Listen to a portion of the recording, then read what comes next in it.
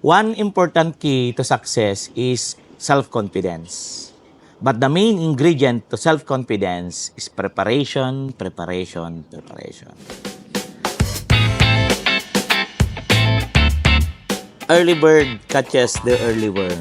Yan. So, meron nga tayong kasabihan sa negosyo na ganyan. No? Dahil kapag ikaw ay merong appointment, kailangan or mahalaga na on time o mas maaga ka pa dun sa napag-usapang oras. Okay. So sa ngayon, nandito kami sa may San Pedro Laguna, yung isa sa project natin dito nga sa may PhilInvest South Peak. At meron tayong inihintay na kliyente. Actually, 8 a.m. yung ating call time with the client, pero 7 pa lang nandito na tayo. So usually, ang advisable ay dapat mauna ka sa site ng mga 1 hour or at least 30 minutes. Okay, bakit mahalaga yon?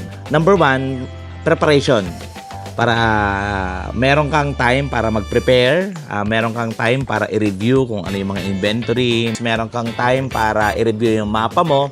So kanina, alas 7, dumating kami dito, meron kami isang oras para inikot yung mga, or tignan yung mga available lots. Para sa ganun, pagdating ng kliyente mo ay 100% prepared ka na.